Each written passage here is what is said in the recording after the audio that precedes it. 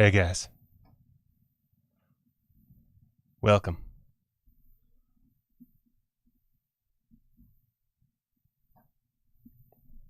How's it going? I definitely don't think you could hear that. So the issues continue. Why? Why? Why indeed does anything ever work? Ah, well. Welcome. Welcome to another episode of Big Bloody Breaking Blu-ray News. I'm Michael Keene. I can't get anything to ever fucking work. And this is another... Fuck. Another wonderful episode. I don't know why I can't... Every time I try to get something to work, it just stops working. Let's see here. Let's do a little... Oh, I know what I can do. Nope, that didn't work.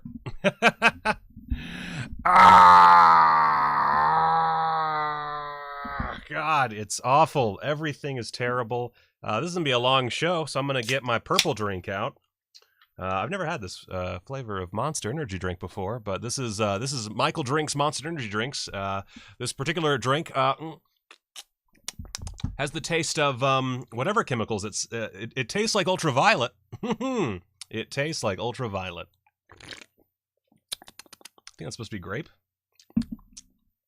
God, I set up the keyboard too, and I thought, oh, it'd be fine because everything's always working. Nope, nothing is ever working. I'm gonna really quickly just change a little audio thing and just see what happens. I'm very curious to see if this is an issue that might work. Nope. Okay, I didn't think so. Cancel that. Oh my god. It worked! I don't know why. Why now? Why now? I've already started the show!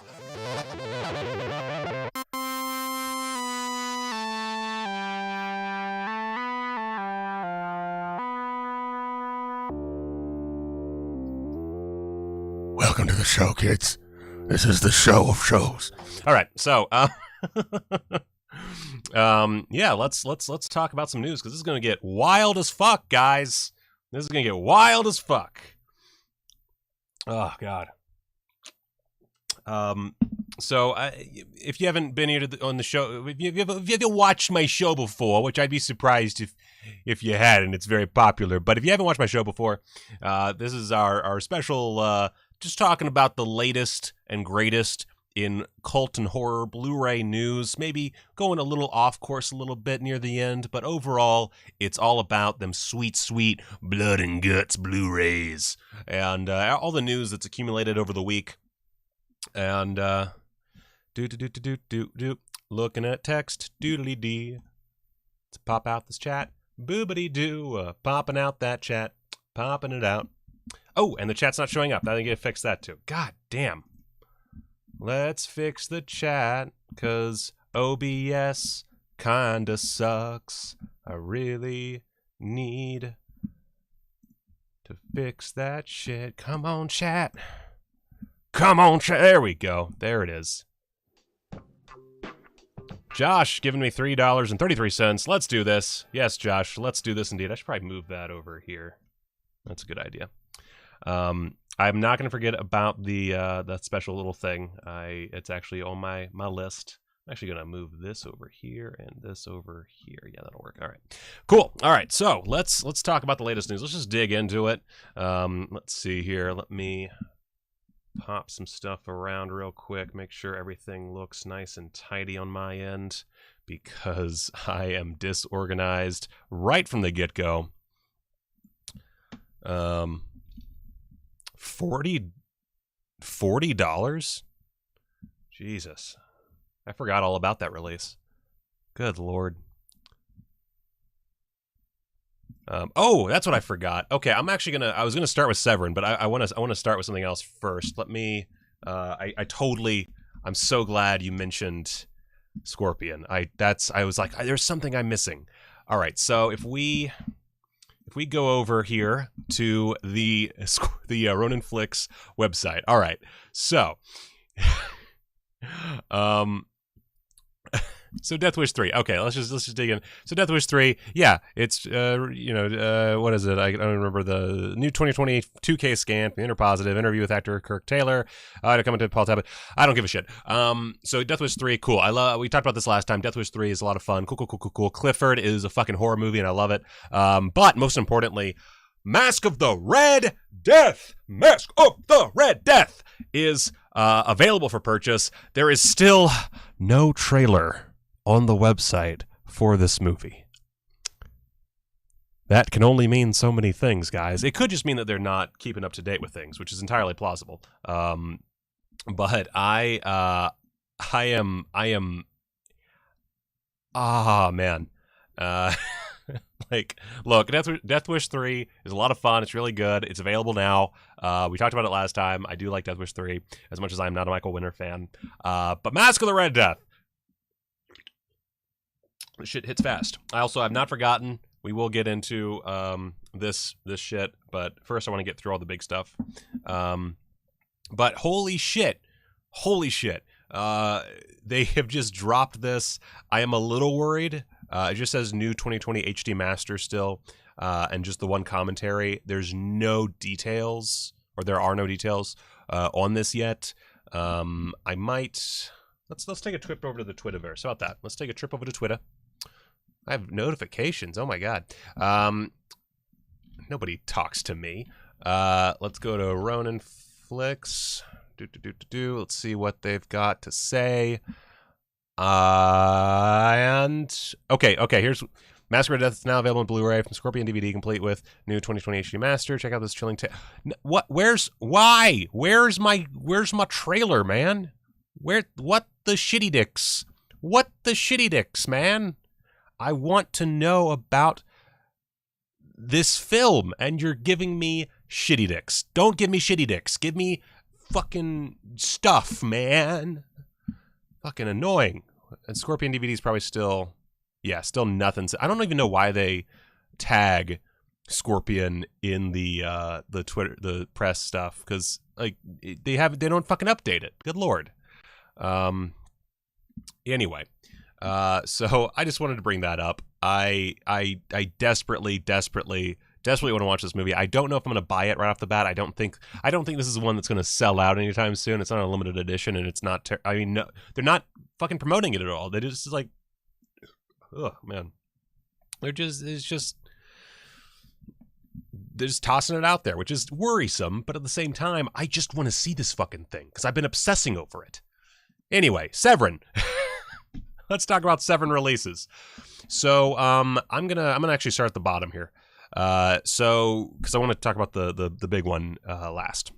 Actually, let's do the releases trailer real quick. How about that? Let's do a little looky-loo at the releases trailer. How about that business? Let's see. Let's pop this open.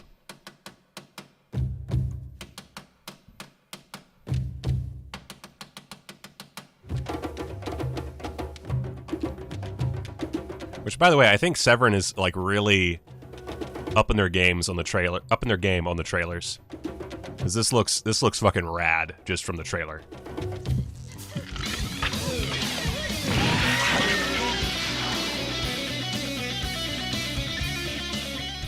The title rings a bell. Didn't someone already make this movie? Dario Argento directed it. Meta. We're going to talk about that. We're going to talk about the meta. Very good.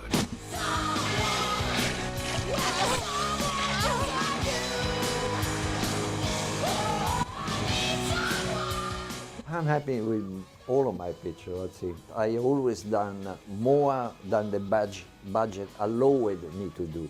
I love working abroad. You know, I love working in Europe. Carolyn Monroe of Maniac fame.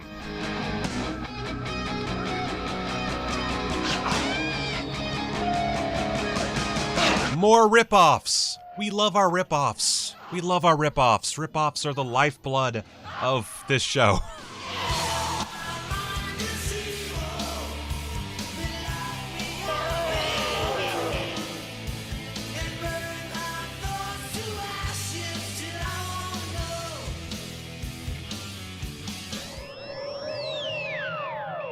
Saucy limited slipcase. It's saucy, guys.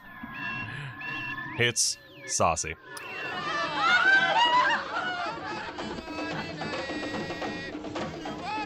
She didn't get paid for Patrick Lives Again?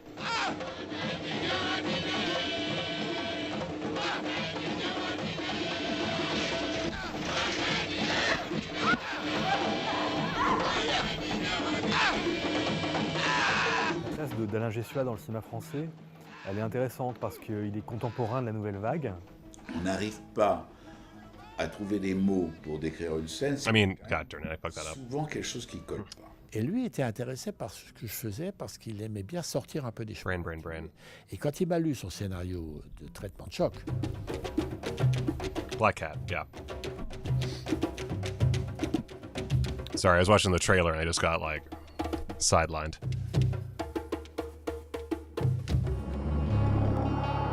Cool.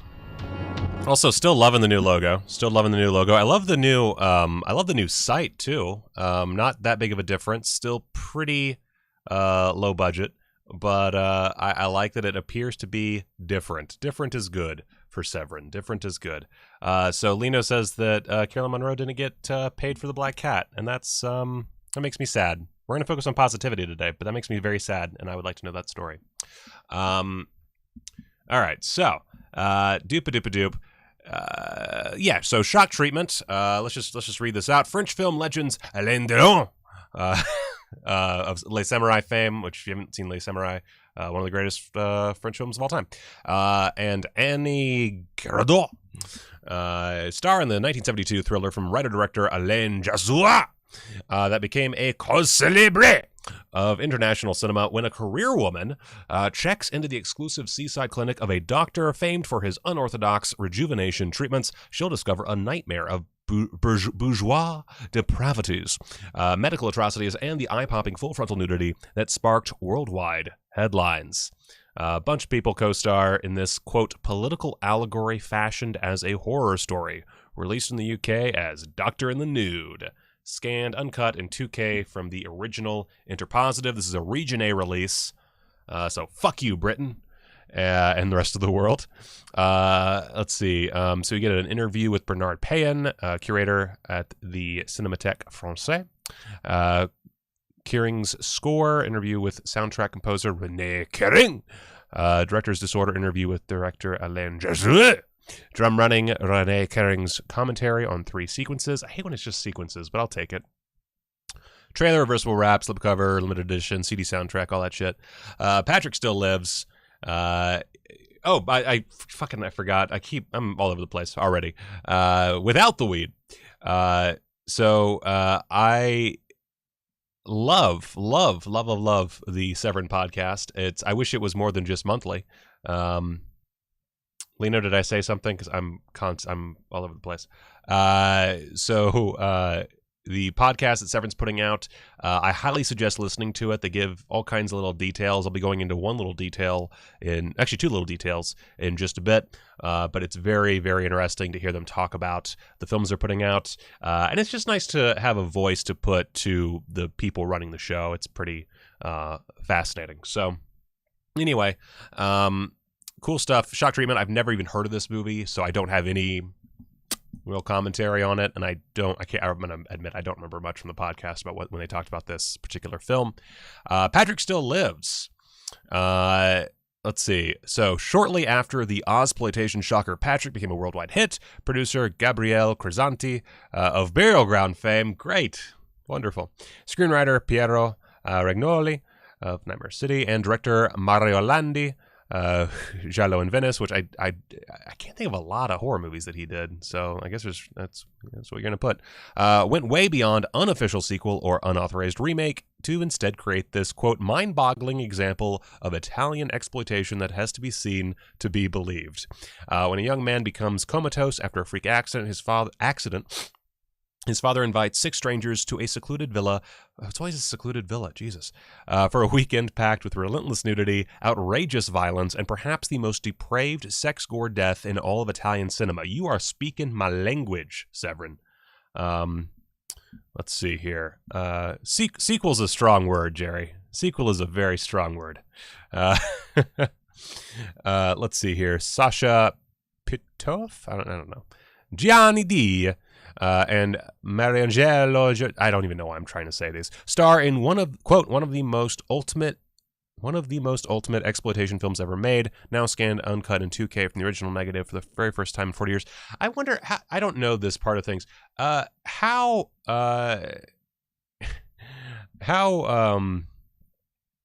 much more expensive is it to just do a 4K scan? Is that like that big of a deal? I don't know. I literally have no idea. I don't know the logistics of that right now, but I wish, they're all 2K scans. Just, I guess it also, I mean, if you're not planning on doing a 4K release, and I mean, these are pretty beat up movies. Anyway, it doesn't matter. So original negative, 2K scan. So that's pretty dank. That should look dope as hell. And I'll of course be super sleazy. And I am so excited for that sleaze factor. I would actually dare say, just based on what I've read so far, I think probably what's going to end up happening, despite what I'm about to talk about, is I think out of pure enjoyment, we're going to go Patrick Lives, Shock Treatment, Black Cat. I'm willing to bet. Oh.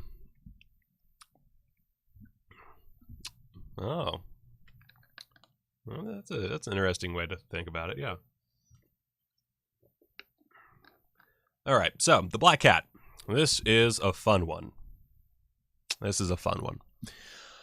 From Luigi Cozzi, the writer-director of Star Crash, Contamination, and the Paganini Horror, which, by the way, for a lot of folks, not a ringing endorsement. Luigi Cozzi, I really like the guy as a writer. As a director, Luigi Cozzi. Comes the over-the-top meta-shocker about a production company filming a new sequel to one of 70's Well, I just found the flaw in drinking energy drinks for the show. New sequel to one of 70's Italian horror's best-known classics and the resurrected supernatural demon that may destroy them all.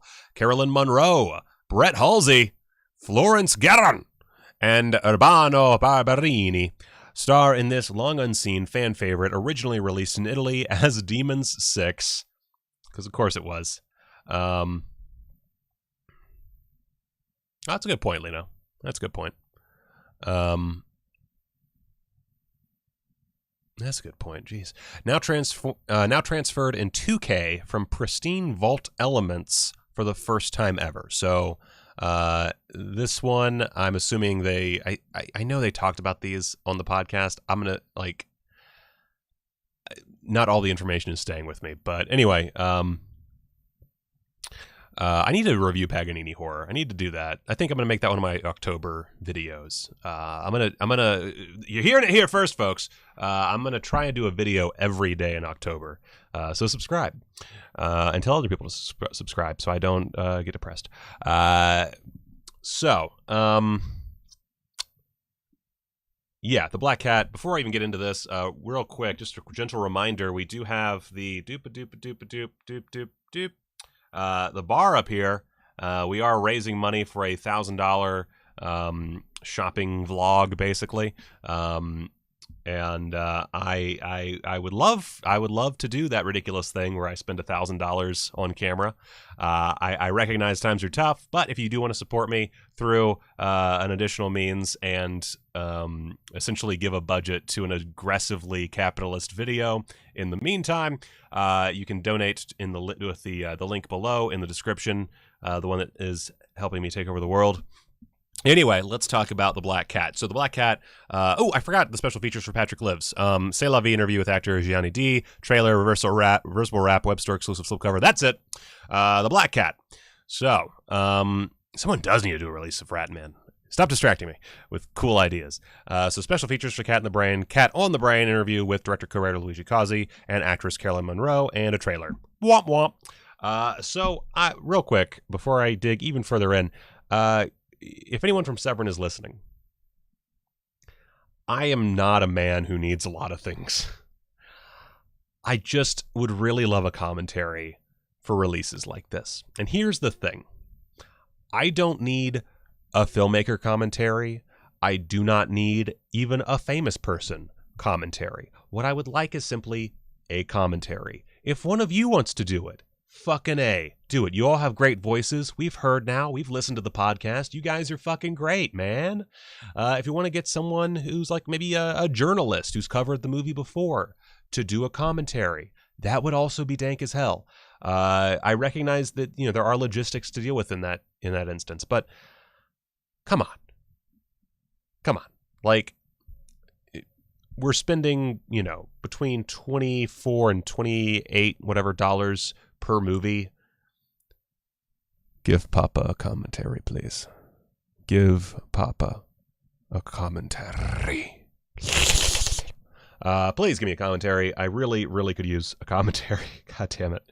I just love commentary so much. Or additionally, I would love, get Tim Lucas. So, you know, he's great. He's very smart.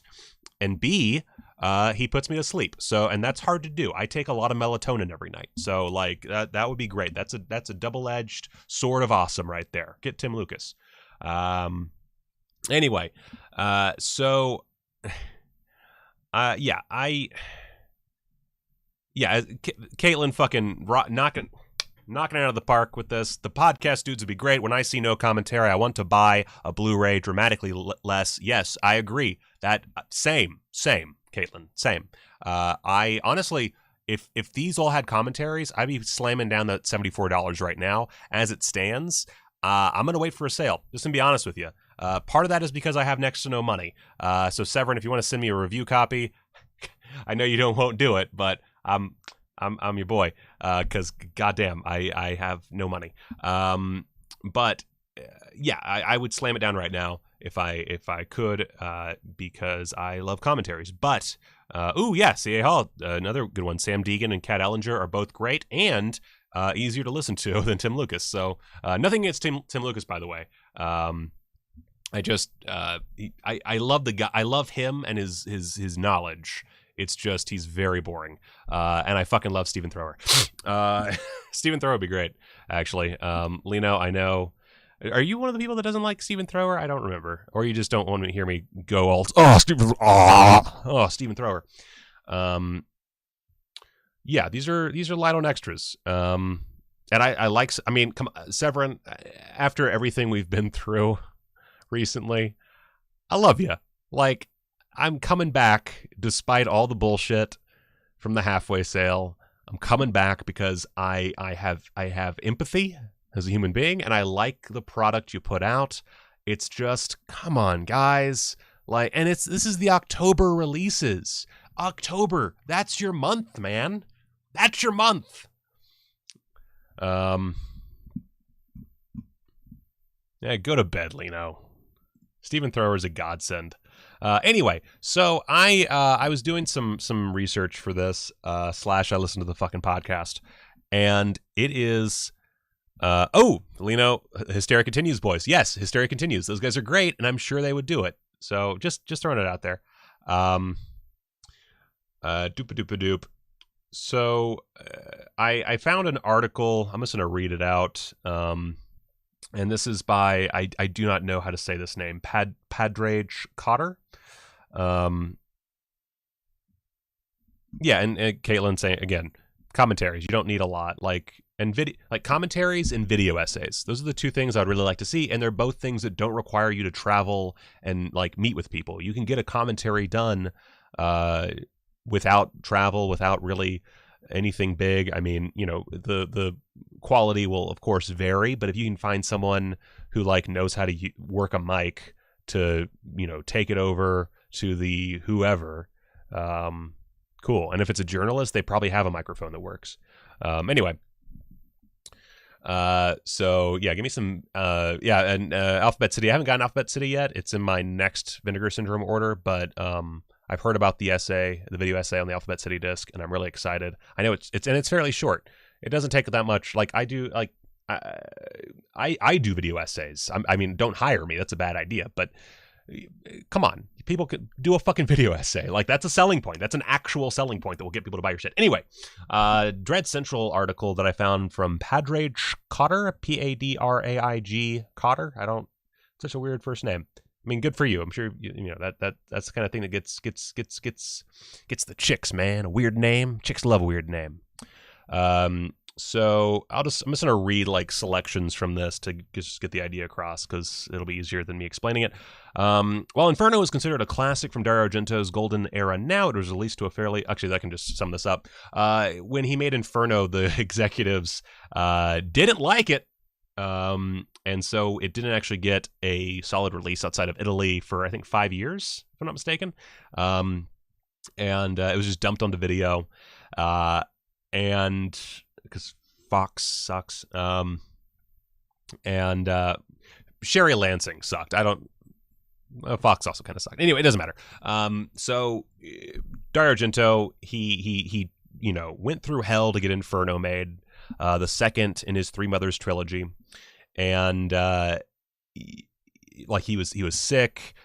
His idol, Mario Bava, the great Godfather Mario Bava, helped film some sequences, and it was generally a hellish process that created what I think is a fucking great film, and I think a lot of people would agree Inferno is a great film. Some like it more than Suspiria. It's a pretty hip thing. And so he makes Inferno, and the whole process kind of just turns him off the whole idea of making a sequel or a third film in the trilogy. And on the other side of the creative team, so he went to make Tenebrae. He kind of said fuck it. But Daria Nicolodi, his ex-wife, she was basically the co-creator of the Three Mothers trilogy. If we're simplifying it, it was just as much her baby as it was Dario Argento's, and she really wanted to make the third part in the trilogy. And of course, eventually we would get the third part of the trilogy, and it is divisive. I'm going to call it divisive. More piece of shit. And but we actually got a unofficial, this is like the theme, I guess, is unofficial sequels. We got an unofficial sequel in the form of The Black Cat. So let me dig in here, because this is the part where my memory starts to, or my knowledge tends to bloop. Because I didn't know about The Black Cat. This is news to me. I didn't know. Let's see here. Doop-a-doop-a-doop. Ba-ba-ba-ba-ba. Let's see. As the years rolled by, he showed a little interest in finishing the trilogy, but co-creator Daria Nicolodi was eager to see it completed. She shared her concepts for potential third film with Luigi Cozzi, a frequent Argento collaborator and the director behind blah, blah, blah, blah, blah. Let's see. Nicolodi soon felt Cozzi wasn't the best fit for her vision of the story, so she withdrew, but allowed him to use some of her ideas. Aside from being a filmmaker, Cozzi is also a huge movie nerd. He intended this film to be an unofficial end to the Three Mothers trilogy, whilst being a tribute to his friend and mentor Dario. It was developed with the title De Profundis, which is From the Deep. But the American distributors were planning a movie series based on the works of Edgar Allan Poe, so they forced Cozzi to call it The Black Cat and insert random shots of black cats to justify the name. How many times have we gotten an actual Black Cat adaptation? Like, there's so many movies called The Black Cat or based on The Black Cat. Very rarely are they The Black Cat in reality. Let's see here. Doop-a-doop-a-doop. The Poe series never materialized, of course, and the film was also been dubbed Demon 6. Let's see here. All right, so since Cozzi didn't want to step on Argento's toes, he concocted an intriguing meta concept for The Black Cat. Instead of being a direct sequel, the story follows a group of filmmakers working on a movie about Lavana, the Mother of Tears. Suspiria and Inferno followed the Mother of Signs, Mother of Darkness, respectively, so the characters within this story want to make a separate movie about the dreaded third mother. The director casts his wife, Anna, as Lavana, but she soon suffers horrible nightmares about the witch, and reality and fiction start to blur wildly. I'm actually going to throw this up here real quick. So if you look, this looks like shit. The transfer this guy's working with. This looks like absolute fucking garbage. So you can kind of imagine how that might have lent a bit of negativity. He ended up not really particularly liking the film all that much, but I'm very curious to see what the reaction is from an HD transfer. Let's see here. Let's see. Oh, and by the way, the Black Cat from Arrow, the Lucio Fulci film, good stuff. It's definitely like, I would say it's like mid-tier Fulci at best, but I think it's really good. It's just kind of nonsensical, which for that time period is very befitting for Fulci. Let's see here. So blah blah blah blah blah. Yeah, I don't really have much else to say about that aspect of things. It's just that it's it's not an adaptation of The Black Cat. It is not Fulci's The Black Cat. It is it's its own thing. Never before released on any type of good video. It has looked like shit the entire time. What tier is Cat in the Brain? You know what? I'm actually going to abstain from saying anything about Cat in the Brain because Cat in the Brain was a movie I watched several years ago. And when I watched it, I hadn't watched a lot of Fulci yet. And I think that I would enjoy it more now that I've watched a lot of Fulci. At the time, though, I thought it was a fucking piece of shit. So, my memory is lower tier Fulci, but I'm willing to bet that it is mid-tier now. And I think that since I watched it, I've grown to appreciate kind of that oddball, fuck it type of cinema more. So I think it could even be like upper tier for me. I don't know. So I'm not going to say one way or the other what I think of Cat in the Brain because I feel like anything I say will be more negative than what I wind up thinking when I revisit it. A Pix of Trip to the Moon coming. I'm excited. So yeah, that's about that as far as Severin goes. $74, reasonable, I guess. But like if we go, let's go back to the main page. Let's see. So yeah, $24 for The Black Cat, $28 for Patrick Still Lives, which is the only region free, by the way, disc, and Shock Treatment for $30. $30.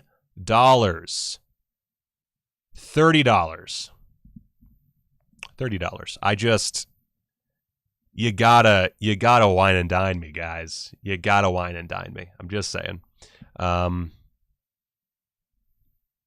Wait, Abco's shipping now? Ooh, Hodorowski coming. I'm gonna have to add Hodorowski to my October review slate because that's set.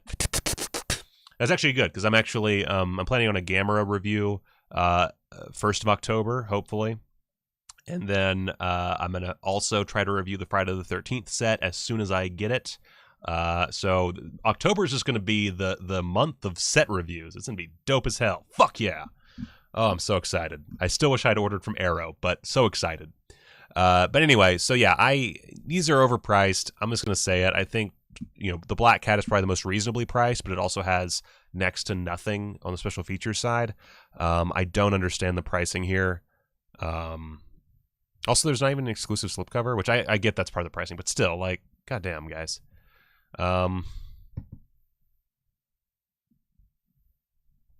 Anyway, so let's the last thing about Severin before we move on is in the podcast they teased more Fulci coming from them. So I want to just bring up his filmography real quick.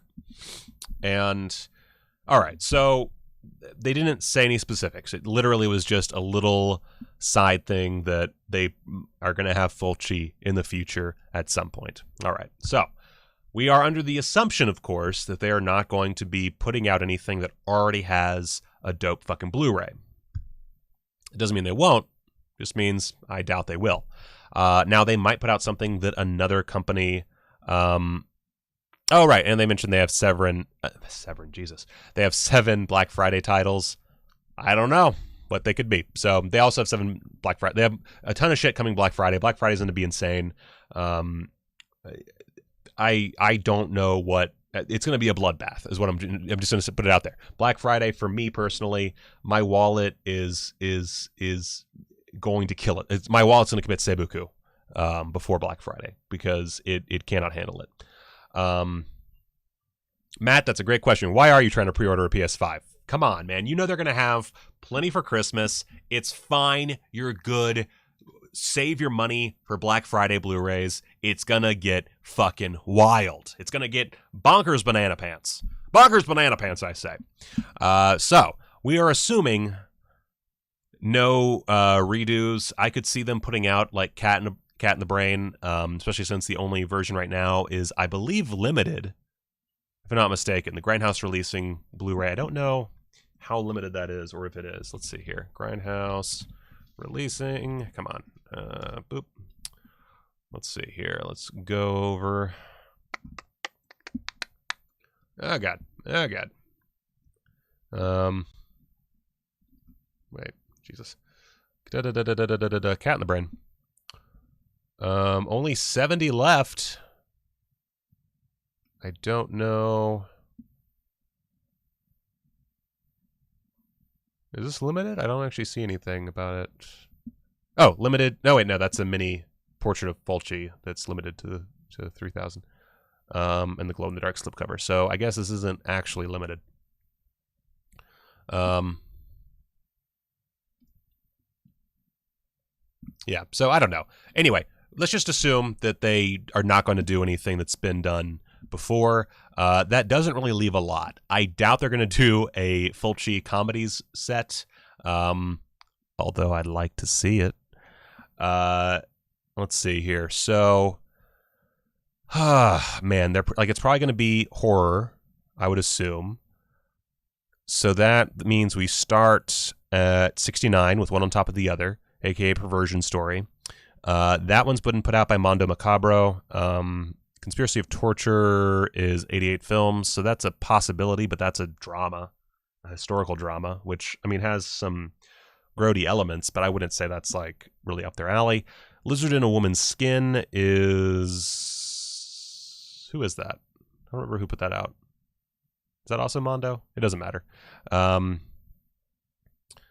Yeah, like Contraband. Like, Contraband is one where I would assume that would be potentially there for him. I don't imagine his westerns are of much interest, but like Contraband is super violent, so that at least is roughly up their alley. The Eroticist, no, don't see that happening. Don't Torture a Duckling is already put out from Arrow.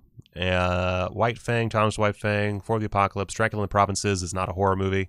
My Sister-in-Law, The Psychic was put out by... Is that also Arrow? I'm really bad at this. Silver Saddle, I don't imagine that happening. Zombie, of course, is Blue Underground. Contraband, already mentioned, is probably the best guess for his 80s work. I think that's the best option for his... Oh, this is early 80s work. We'll get into it in a second. City of the Living Dead, of course, was just put out as Gates of Hell by Scorpion.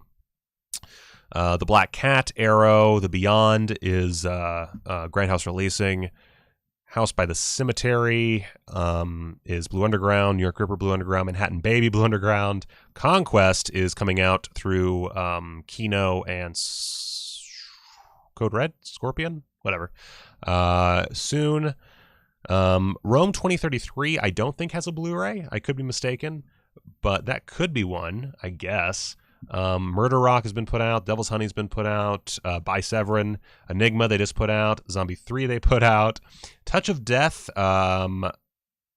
There's an 88 Films version, and there is a Raro video version that I just bought. Let's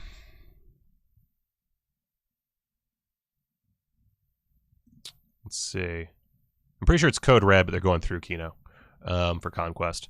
Like it's an exclusive to Kino, but it's whatever, some ridiculous bullshit. More energy drink.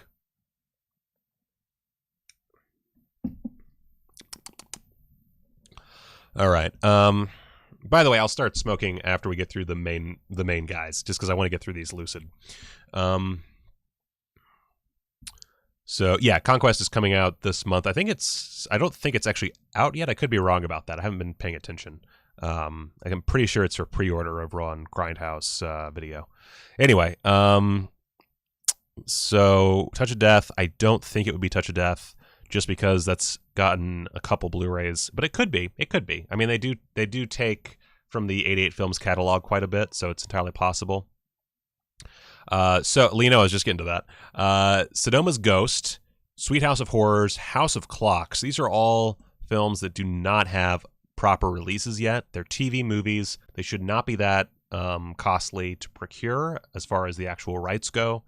They are not particularly loved by anyone.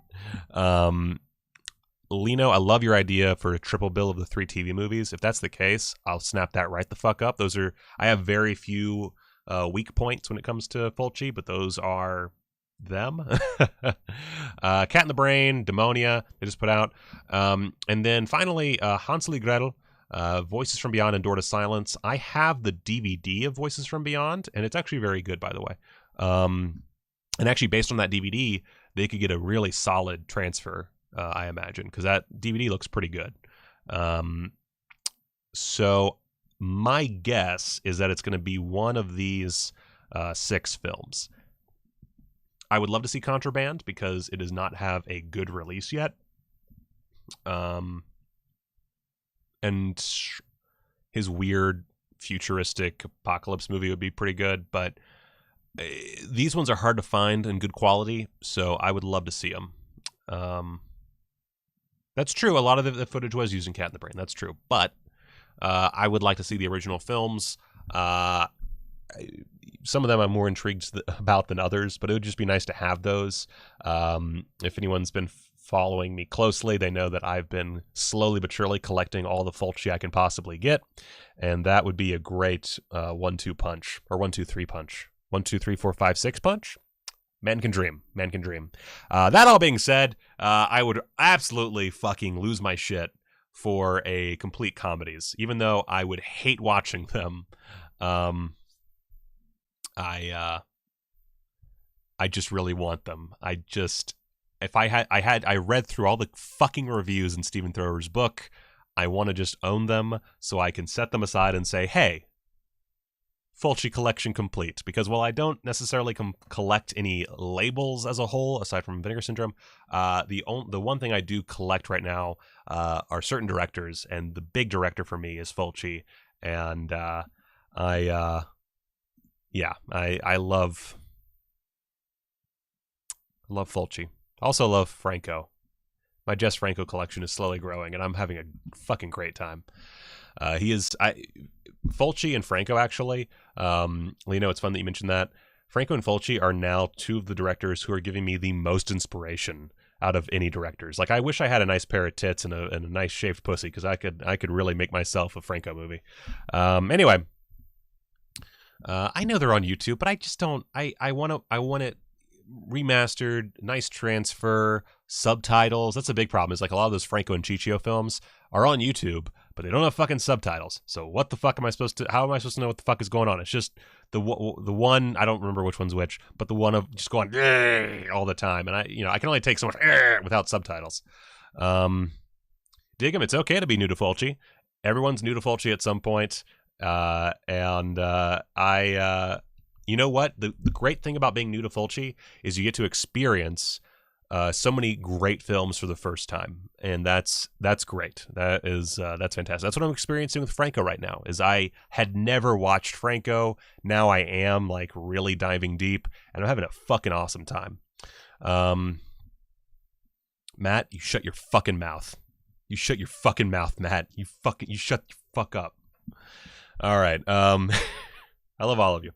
All right, so moving on to the big player, Boop-a-doop. How are we doing on views, by the way? I haven't been looking. 46 viewers. Hot damn, that's pretty dope. I'm glad my analytics are not showing up. That's nice. Fucking YouTube. Fucking YouTube. Anyway,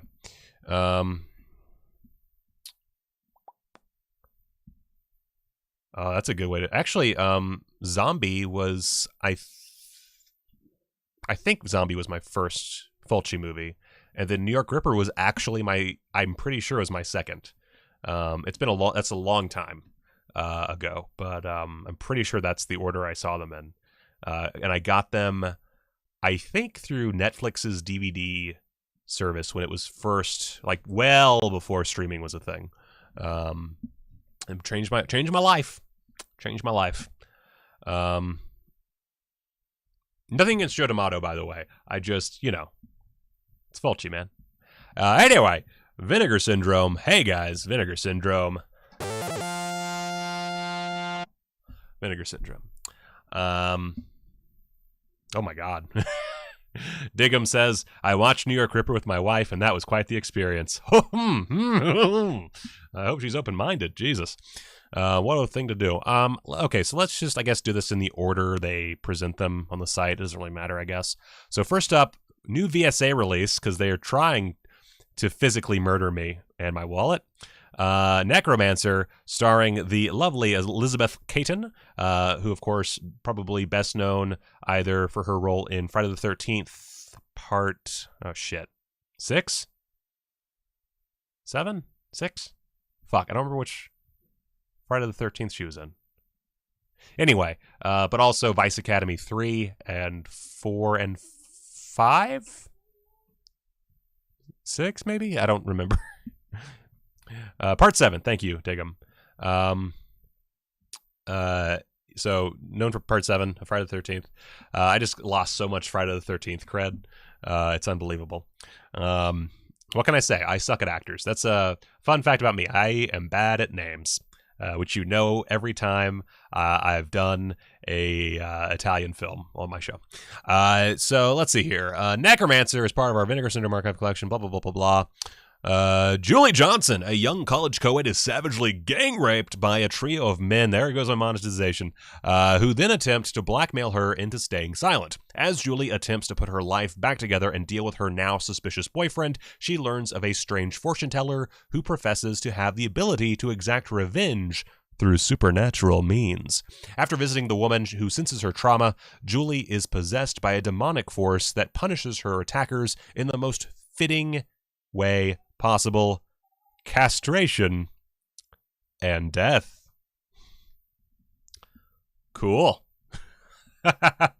Russ Tamblyn. Nice. Oozing with late 80s B-movie charm.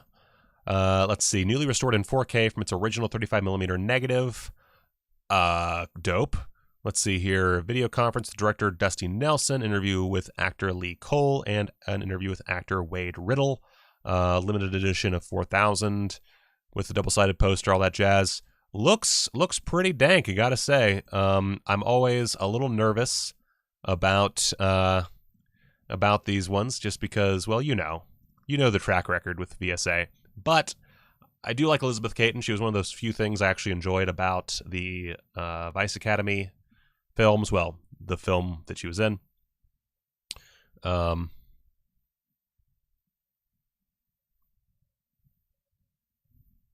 Let's see. So, let's see. Cemetery of Terror. Let's see here. Oh, and this is this the one? Yes, so this is the same director as Grave Robbers with similar artwork, interestingly. So Grave Robbers looks like this, directed by Ruben Galindo Jr.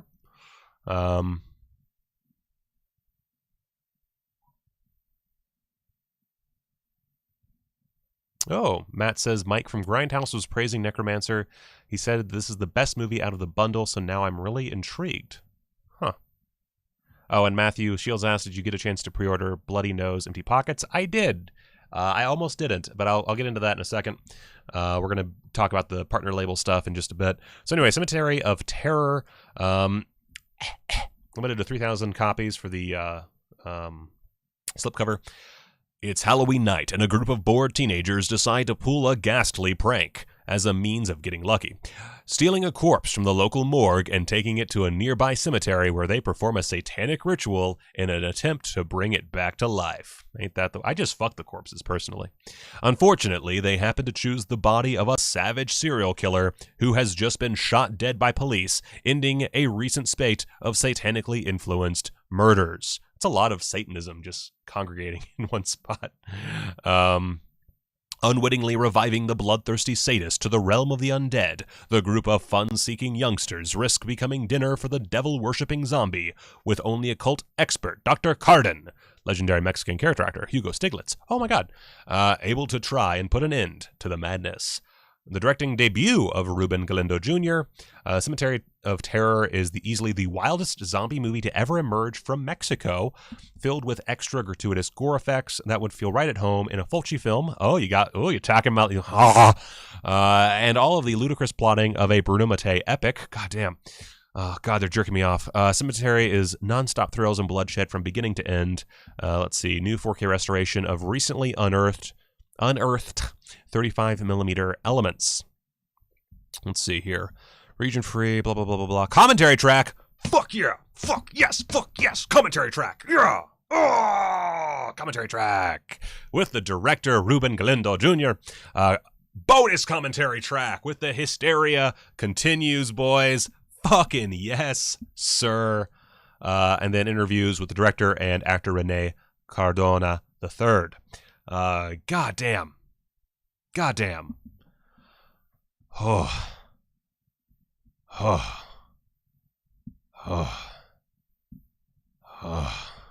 Goddamn. I'm into it. What do we got here? This looks pretty okay. Make sure I'm not showing any nudity or anything. Very low budget, but looks pretty fun. Cool. We'll see once Grave Robbers comes exactly what all this director has in store. But cool. Finally, Rest in Pieces, which I believe is technically a Spanish production. Jose Ramon Larraz, who is the director of Edge of the Axe. So if you liked Edge of the Axe, then this might be for you. Let's see here. So, Helen Hewitt has inherited her recently deceased Aunt Catherine's humongous country villa. It's always a villa, guys. It's always a villa. Never go to villas. Villas are dangerous. Stop going to villas. It's a bad idea. After arriving at their new home, she and her husband, Bob, immediately feel a sense of unease and hostility from the estate's staff and tenants, all of whom do their best to make the young couple feel unwelcome. As strange and increasingly sinister events begin to take place around her, Helen becomes determined to uncover the truth about the goings-on and slowly begins to unearth the horrifying and unspeakable evil occurring at the mysterious mansion. Oh, Caitlin, thank you for that. Necromancer's on Tubi if you want to watch it before the release. So if you don't know if you want to spend the money, go to Tubi. Awesome. Let's see here. One of a handful of films that acclaimed Spanish horror and exploitation auteur Jose Ramon Larraz made primarily for the American market, Rest in Pieces plays like a refined piece of Euro horror as filtered through the trashy mindset of the late 80s direct-to-video trash. Pleasantly grotesque, which, oh my god, the gore effects earned a 1987 Goya Award nomination. That's pretty fucking dope. And with a wry sense of self-aware humor, Rest in Pieces co-stars Dorothy Malone, Jack Taylor, fuck yeah, Jack Taylor, and Patty Shepard. Jack Taylor, by the way, the weirdest looking man, in all the right ways. Never before released on disc. Let's see. New 4K restoration of its 35mm camera. Negative. Fucking A, man. Kaylin, that is a good idea for a merch item. I'm gonna have to get on that. That's very good. Thank you very much. And Lino makes a good point. There is a lot of great stuff showing up on Tubi. You can get a really good, like if I had more time on my hands, I'd be watching Tubi nonstop.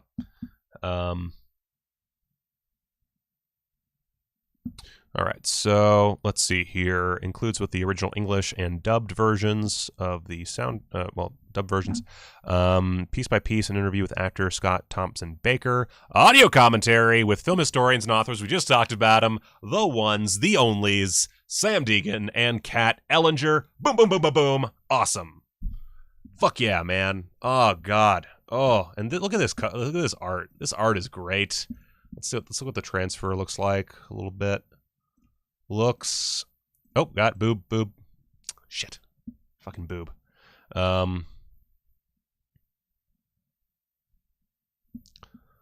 Yeah, so this looks pretty... Oh my god, that's a look right there. That guy is serving looks. And that is clutch. I'm trying to find other youthful words I can use. Yeah, this looks pretty... oh, god damn it, fucking boobs. Okay, I'm gonna stop looking at pictures. This is killing me. Let's see here. And before I get to the next one, which I'm very excited to talk about, don't forget to join us on the Patreon.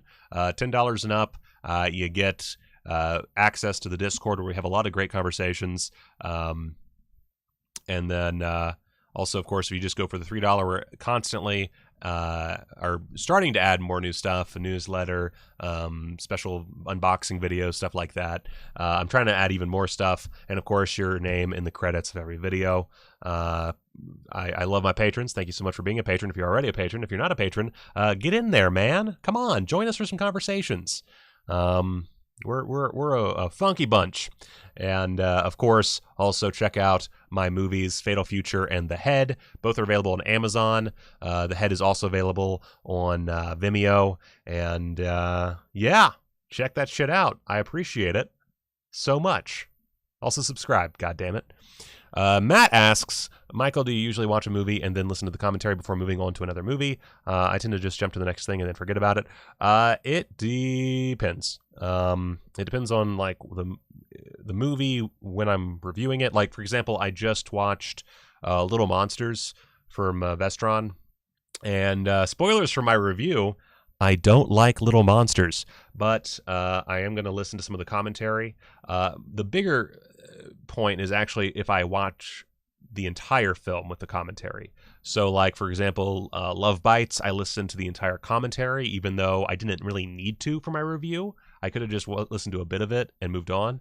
But I listened to the whole thing because I really enjoyed that movie, and I like to listen to them talk. Little Monsters, I'm probably only going to listen to like 30 minutes unless it's really interesting. I have no nostalgia for Little Monsters. I didn't grow up watching it, so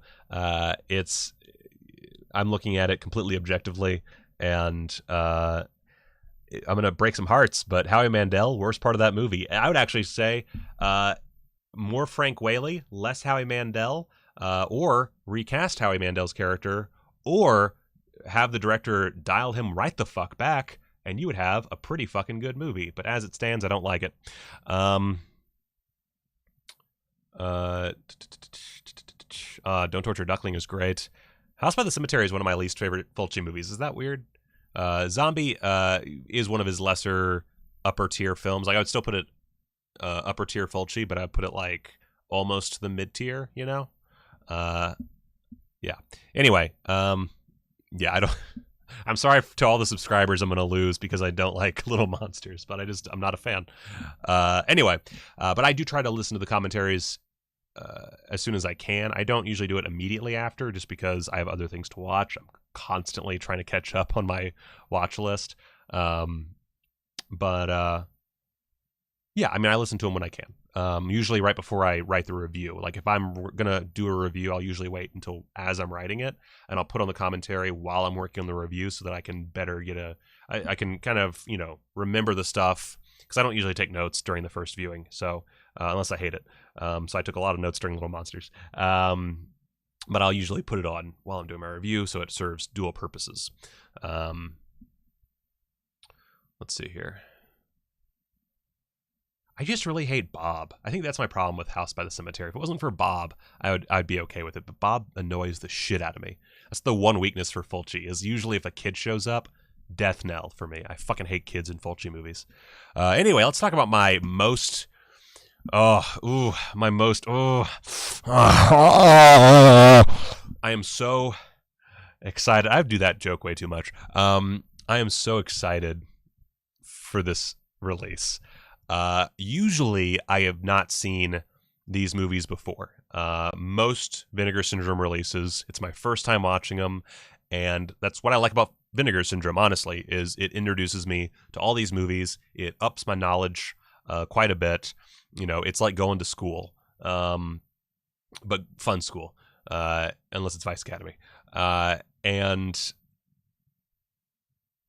if Peter Barkin played Bob.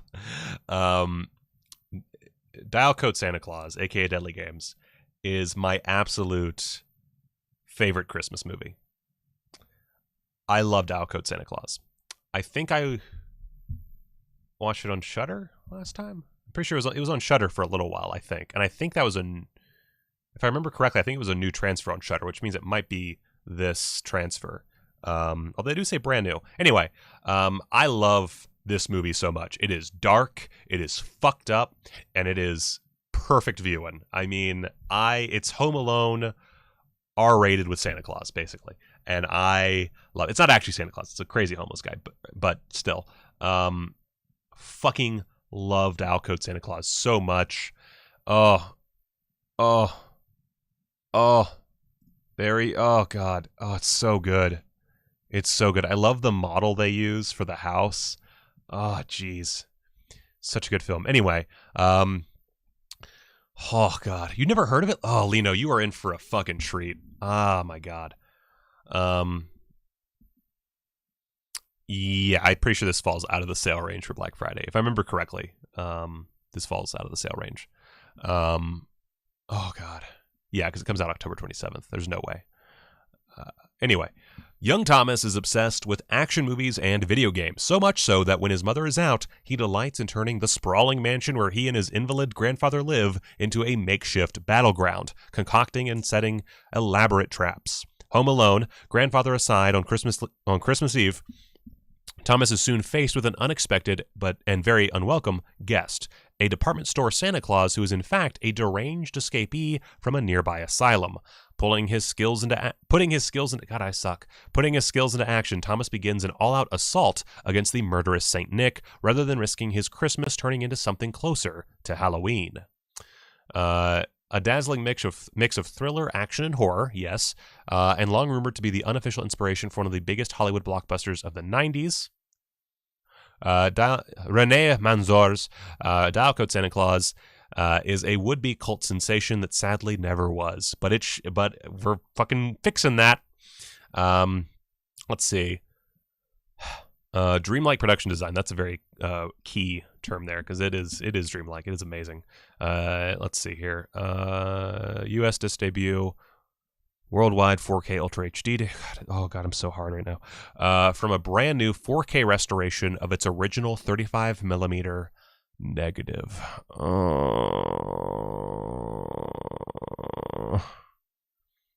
Dig 'em with the little scoop there. Apparently this was originally a Black Friday title, but there was some delay with an October title, so this got bumped up. Thank God it did. Oh, this is so exciting. Let's see here. Doop-a-doop-a-doop. All right, let's look at this. Oh, God. Oh, it's like opening presents early. Oh, God. Just, you know what? I rarely say this. Buy this blind. It's that good. Honestly, like, it is that fucking good. I cannot describe how good this movie is. This might actually, like, I'll have to go back and, like, consider their catalog, but this might end up being my favorite movie released through Vinegar Syndrome. It very well could be. Anyway, let's see. Doop-a-doop-a-doop. Interview with director René Manzor. 88-minute interview. Holy butts. Oh my God. Interview with actor Alain Moussi. 40 minutes. Extensive stills gallery with director commentary. Okay. All right. You're learning how to get me interested in stills galleries. Okay. I see what you're doing, Vinegar Syndrome. I get it. Let's see. So that's 18 minutes. Multiple storyboards and scene comparisons. Behind the scenes featurette, 8 minutes. Short film by René Manzor, 5 minutes. Pre-trailer model shots, 2 minutes. Bonnie Tyler music video, awesome. Oh my God, trailers, TV spots, teaser trailer, no radio spots. That's sad. Dope. There's no, I mean, you know what? 88-minute interview with the director. I'll take that over a commentary. Fuck yeah, man. Awesome. Awesome. I am hard as a jet plane right now. Jesus Christ, this is so exciting. This is me right now. This is me. This is what I look like. I am honestly, like, I wish they hadn't announced this when they did, because it was my wife's birthday weekend and I could not make a video at the time. But I would have done a day of video if I could have. Okay, so this is kind of sad that we're following up with anything. Honestly, that should have been the last one. But anyway, Who Done It from director William T. Naud. Let's see here. In a large house on an otherwise uninhabited Pacific island, a group of hopeful young actors have been assembled to prepare. I don't need these anymore. Jesus, I'm being hot. Let's see here. Booba-dooba-doop. A group of hopeful young actors have been assembled to prepare for their roles in what they've been told will be a very unique, family-oriented film. But on their first night, one of them is horribly boiled alive and dies. Although initially assumed to be an accident, as other mangled and mutilated bodies begin to appear, it becomes apparent that a madman is lurking among them and seems to be concocting all of the diabolical deaths in accordance with the macabre lyrics to an obscure song.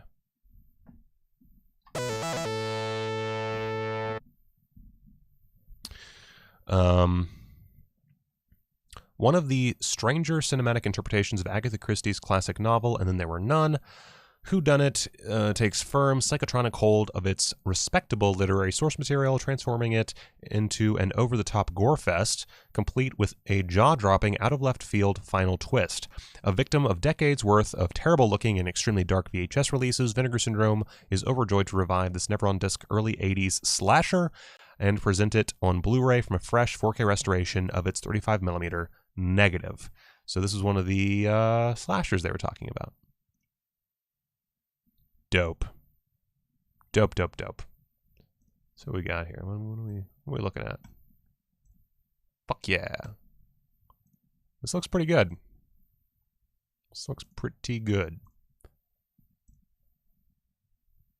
Package. All right. Let's see here. Region free, blah, blah, blah, blah, blah. Let's see. Newly scanned and restored 4K 35mm negative. Blood and Sweaters, an interview with actor Terrence Goodman, dying for the opportunity. An interview with actor Jim Piper, containing the excitement. An interview with actress Marie-Elise Rakasna. Interview with editor Harry Riot, cutting a long story short. Commentary track with The Hysteria Continues. Awesome. I was getting worried because these sound like really short interviews, if you know what I'm saying. But we get a commentary track. Dank as hell, man. Dank as hell. Theatrical trailer rounds it out. Dope as heck. I don't really know anything else about this, so I don't have any fun tidbits or anything, but looks cool. It looks cool. All right, and that is all the new October Vinegar Syndrome pre-order releases. I'm pretty excited. I'm pretty hip to September's releases, but like Killing Birds is really more to complete like the collection more than anything else. These look like legitimately great pieces of work. You know, people are saying good things about Necromancer. Cemetery of Terror sounds really good. Plus, it's Mexican horror, which is always a great thing.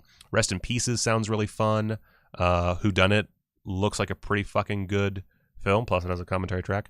And Dow Code Santa Claus. Like this October package, this is how it's done. Severin, I don't dislike what you did. I'm glad you got the Black Cat. That's great. But god damn, this is a fucking beautiful package for October. I'm so glad I'm a subscriber and I don't have to buy these separately. I've already paid for them. I am super into it.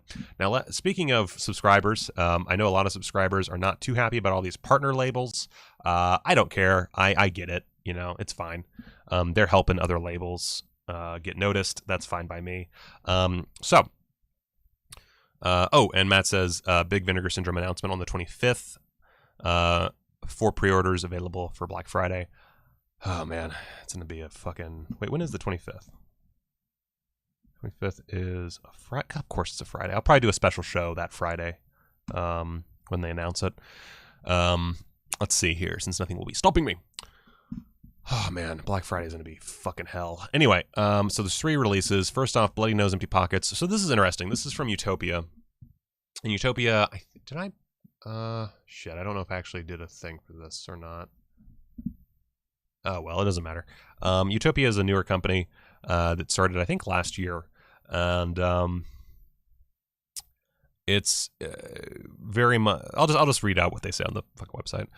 Utopia is a film acquisition, sales, and technology company with a filmmaker-first approach. Utopia focuses on creating new revenue monetization opportunities, improving the direct-to-consumer experience, and helping filmmakers maintain a global presence.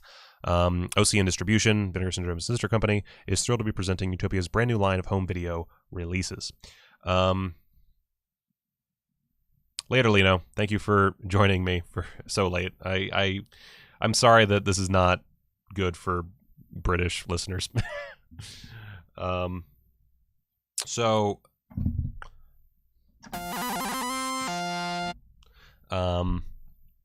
Yeah, so Bloody Nose, Empty Pockets.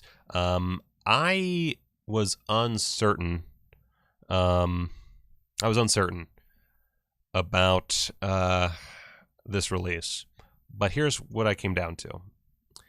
First off, it was limited to 500 units for the slipcover, which I'm willing to bet they were just like, we could easily sell 500 of these if we just put a fucking slipcover out, and then they sold 500 right off the bat.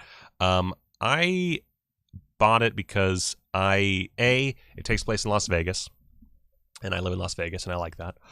Actually, let me do the plot synopsis real quick, sorry. On the eve of the 2016 U.S. presidential election and on its final night before closing, a Las Vegas dive bar becomes a stage where its employees and barflies commiserate one last time.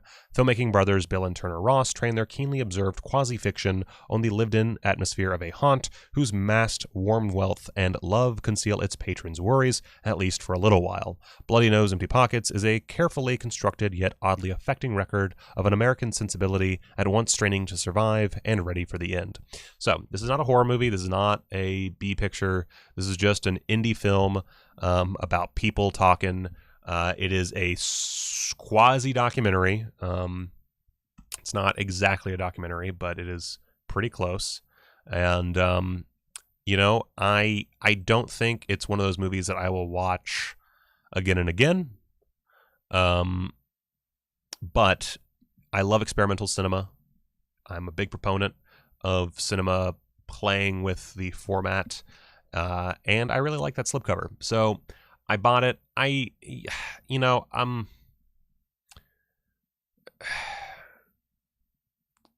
think I'm willing to bet that a lot of Vinegar Syndrome fans are going to be very negative about this release. But I think if you can appreciate cinema that is not strictly, gory, full of sex and stuff like that, if you can just appreciate cinema as an art form and experimentation, which I think a lot of people do, who are part of the Vinegar Syndrome fandom, I think you'll like this. But I think the fact that it's on the Vinegar Syndrome label, or not, not on the label itself, but is being sold through Vinegar Syndrome, might send the wrong message to a lot of people. And I think some of them might have just snapped up that slipcover, and when they see it, they're going to be really bitchy, and that's too bad. But I picked it up. I don't recommend or not recommend. I just check out the trailer and see for yourself, and if it looks like something you'd be interested in, fucking buy it. Matt, that's a very good point. If you don't want the film, don't buy it. But yeah, I think I'll enjoy it a lot. I think it's something that I probably would have caught on like Mubi and really enjoyed. So I'm excited to watch it. I'll definitely be putting that in pretty quickly after receiving it. Anyway, so Scary Tales from AGFA, another one which you can just buy without the slipcover if you want. I will be buying the slipcover, just I haven't done it yet because the whole money thing. We'll see where I go with this. Oh, fuck, I forgot to talk about special features. God, I'm the worst. Right, Joe? Right. Let's see here. So, bonus featurette, official trailer, teaser trailer, Las Vegas security camera. I don't know what those mean, but we'll see what those are. So not crazy on the special features front. Depends on how big that featurette is, but who cares? Whatever. Let's see here. Scary Tales from AGFA. So I love the look of this. I've never seen this, but it's been on my radar for a long time, so I'm very excited to watch it. Let's see here. So Scary Tales proves that the films of John Waters and Don Dohler aren't the only genre miracles from Baltimore. A shot-on-video horror anthology that plays out like a public access version of Creepshow. This is what happens when satanic necklaces, bloodthirsty slashers, and Dungeons & Dragons-styled live-action role-playing collide with cool dads, neon light bulbs, and dungeon synthesizers. AGFA and Bleeding Skull are thrilled to present this charming gore-filled dreamscape that has been meticulously pieced together from its original SVHS master tapes. Doug Ulrich. Commentary track with director Doug Ulrich. That's awesome. Demo version of the film, outtakes and vintage TV promo appearance, early horror shorts by Ulrich, and a bonus movie, Darkest Soul, the follow-up to Scary Tales. That is dope as hell. I'm really excited for that. I love me some shot on video. You guys know. All right, and then finally, I start counting from Fun City Editions, which if you've already watched Alphabet City, you know that they're not doing too bad. And by there, I mean he. It's just one guy doing Fun City Editions, so no wonder he needs the help of Vinegar Syndrome. I will definitely be buying this as well. Again, I'm just waiting a little bit because of the whole money thing. Let's see. I've heard a lot of great things about this, by the way. Like, apparently this is a fucking great movie. I've never watched it. It is, I believe, on YouTube somewhere. If I'm not mistaken. I could be wrong about that. But I'm pretty sure it's on YouTube. As young Wayne comes of age, a psychotic killer. Wynn. Jesus Christ. As young Wynn comes of age, a psychotic killer of teen schoolgirls stalks her hometown, which is rapidly transforming from an anticipated village to a forward-looking new town. Is the murderer Wynn's much older foster brother George? The conflicted Wynn is deeply in love with George, but also fears that he is guilty of the horrific crimes. Director David Green imbues Audrey Erskine Lindop's unsettling story with sensitivity, social commentary, and a haunting ambience. Ooh, I like me some haunting ambience. Oh, production designer Brian Eatwell of the Man Who Fell to Earth fame. Dope. Ooh, music score by Basil Kirchen, The Abominable Dr. Phibes. Dope. So, David Green, blah, blah, blah, blah, blah. Let's see. A video interview, video introduction, Loss of Innocence, a video essay. Fucking yeah. Audio commentary by Sam Deegan. I'm assuming essay by Amanda Reyes. Remembrances of Basil Kirchen. And David Green and I Start Counting by Matt Stevens. I don't know if these are videos or just essays. But either which way, this looks like a pretty dope disc, gotta say. Looks pretty dope. Cool. I'm excited. I'm really excited. Like, I wish I could afford to just put all of this in my next order, or when they come out, because I desperately want to watch all of these. Like, Vinegar Syndrome is currently at this moment in time fucking on fire. Both with their actual films and with their partner labels. Like, this is good shit. Like, I am so happy that they are such a success because they are really putting a lot of love into it. And yeah, I'm excited. Also, they've okay, so this is a bit of a controversy, I guess. So they now ship for free on all U.S. orders, and they've lowered international shipping rates. And according to them, they also have a huge shipping-related announcement in the works. I don't know what that is. I've not really thought about it. I don't care. So I don't care about shipping because I'm a subscriber and I just add stuff to my subscription boxes when I order. Here's the thing, though. They have upped the pricing on stuff. I can see this being a problem for people. I get it. But they're spending a lot of money to acquire films, and they're spending a lot of money to make them look as good as possible. And they need to support themselves. I mean, let's just be honest here. If they are a business, I'm willing to bet that running this particular business is extremely expensive. So I'm okay with it. I do think it's a little weird that they upped the prices and made shipping free at the same time. That's a bit sus, I guess, but not aggressively sus. Just like, oh, they made a business decision. Whatever. I'm not gonna shit on them for making a good business decision. Anyway, that's it for Vinegar Syndrome. Let's toke it up and get into the rest of the news. I'm not going to spend as much time on the rest because we're already an hour and 18 minutes in. I'm hoping this is an even 2 hours. We'll see how that works. I don't know how likely that is to happen, but and that's true. CA Hall, that is lower than MSRP. That is true. Anyway.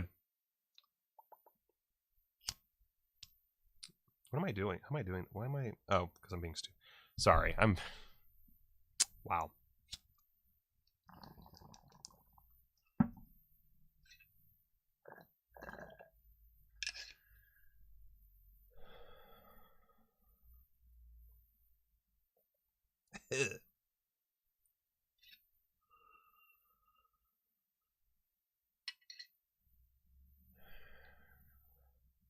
All right. We are now into the show. I don't know what this concoction's going to do to me, but we'll see. All right, so we're going to move on. Let me check my notes real quick. I don't know if I missed anything during that whole spiel. No. All right, so, boop. Criterion announced its December titles. All right, so how many people are still watching this, by the way? I'm very curious. This is a long episode. 43. Wow. I am, you know what? Thank you. Thank you guys for watching. Unless it's just, is that the total of people who have been here in one time? I don't know how this new thing works. How does this new thing work? Man, I just gotta check this real quick. Very intrigued. Long. 42 watching now. That's insane. Thank you guys. I really appreciate you guys watching these shows. This is like honestly more than I could have I thought would watch these. I thought it'd be like 8 people max. Anyway, so this is interesting. This is very interesting because of course we also have Crash coming from Arrow. 4K UHD and like it's so weird, you know? It's so weird. And let's see, do I have all of this written down? Okay. So, okay, I didn't do one thing. I forgot one little bit to my notes. Let's see, Arrow, Crash, 4K UHD. Blah, blah, blah, blah, blah, blah, blah, blah, blah. Where's the actual Arrow site? It's not. God damn it, killing me. Let's go to Diabolic. All right, so this is so frustrating. So I think that it's the same 4K restoration for both. So first off, so okay, I skipped ahead a little bit. So Crash from David Cronenberg is coming to Criterion on Blu-ray, which is not a surprise really, except for the fact that Arrow is also putting out Crash. And of course, a 4K UHD, that's region free. Don't have to worry about it. It's, you know, it is a UK release, but it's, who gives a fuck? It's region free. So now we have concurrent Crash releases, but the problem, of course, is that this one's just a regular Blu-ray. Oh, and yes, as Matt says, Crash was on a German Blu-ray from wait, I wrote it down. Turbine. Turbine put it out. So, you know, even like as long as you're into 4K, you already have it. Like it's already here. But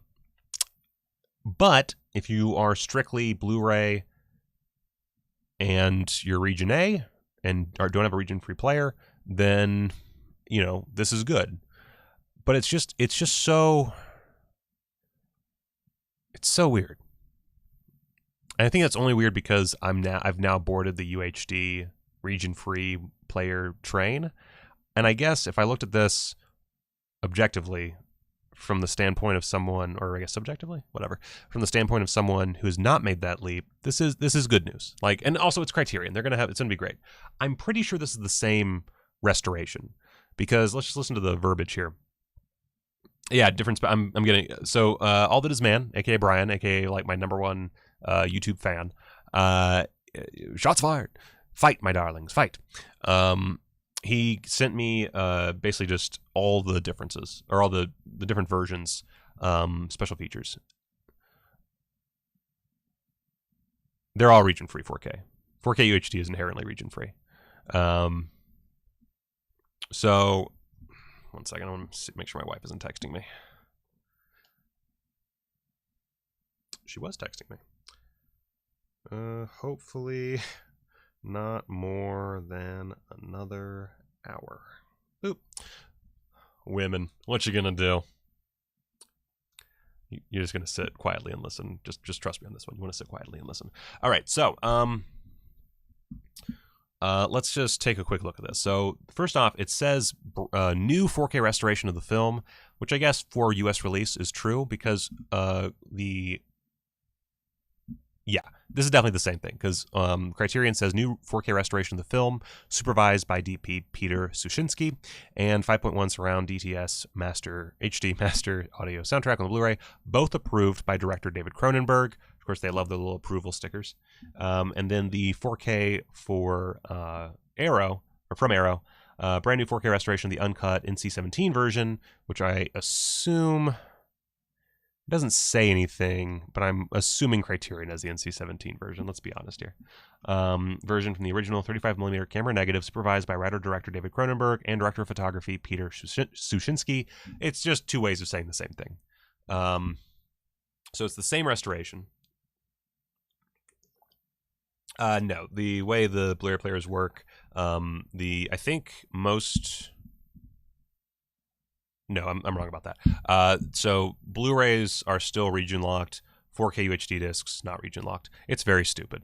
That's why I just bought a fucking region-free player that also played UHDs, because I was just like, fuck it, I can't deal with it. All of these fucking dumb, arbitrary rules. So, by the way, the poster, that is a sauce. Oh wait, I fucked up. I forgot to bring you guys back up. Boop. The poster, look at this fucking thing. This thing is sensual. That's what this is. Anyway,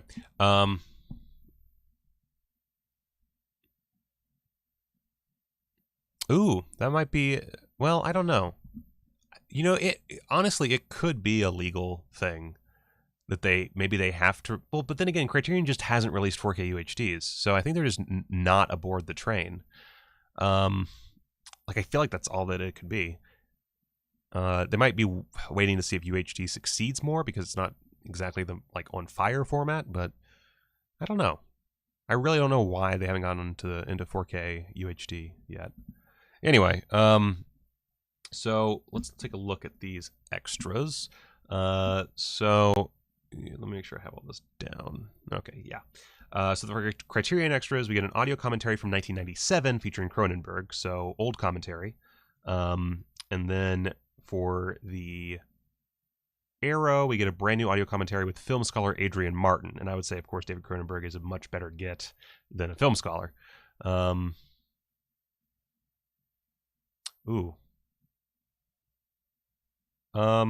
would say if you're just looking to see more movies, I would say region-free regular Blu-ray player. But, I mean, you can get a really good 4K player with region-free Blu-ray for like $200. You can get it. So I mean, I would just go for a region-free player that also plays UHD, or a UHD player that also plays region-free, which you have to get those from modded places. But you know, it's worth the investment. So anyway, so I like, on one hand, I like new commentaries, but on the other hand, it's Cronenberg's commentary, so they kind of almost tie in a way. For the interview stuff, Arrow, or actually, let's go with Barnes Noble. Or Barnes Noble, Jesus Christ, Criterion. That is true. They are still fucking selling DVDs. So Arrow, we got a press conference from the 1996 Cannes Film Festival featuring Cronenberg, Sushinsky, J.G. Ballard, Robert Lantos, Jeremy Thomas, Rosanna Arquette, all of them.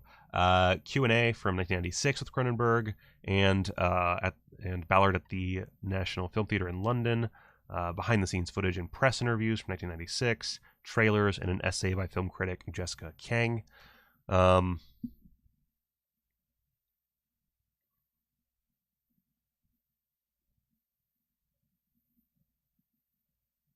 That's a good point, Homer. They did, yeah, they did take a long time. So yeah, they could just still. It's weird that they wouldn't learn from their past mistakes, but I don't know, whatever. Blah blah blah blah blah.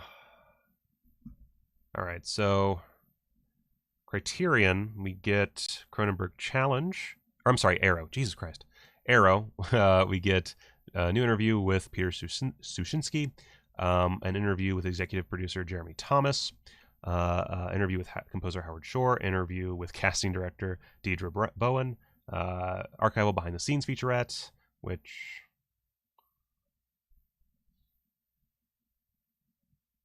might be the behind-the-scenes footage on the Criterion, I guess. Let's see. Archival interviews with a whole bunch of people. New video essay by Callum Vatsdal on Cronenberg's use of Toronto as a filming location. Man, I'm loving that Gamera set. Oh, don't get me started on that Gamera set. Let's see. Arrow limited edition exclusives. So you get a fully illustrated colors booklet. Collector's booklet, Jesus.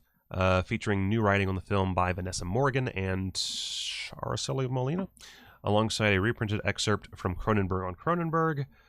Fold-out double-sided poster featuring original and newly commissioned artwork.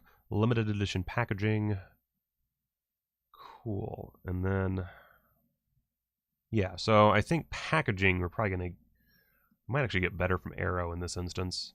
And then for Turbine, for the German release, we got interview with Viggo Mortensen and David Cronenberg, interview with Peter Sushinsky, Jeremy Thomas, Howard Shore, Deirdre Bowen, which are the same. Those are the same interviews as the Arrow Blu-ray, or 4K, bunch of Blu-ray. Behind-the-scenes featurette, interviews with cast and crew, short movies by David Cronenberg, The Nest, Camera, At the Suicide of the Last Jew in the World and Last Cinema in the World, and trailers. So really the Turbine and the Arrow are pretty close. Gosh, I kind of just want all of them.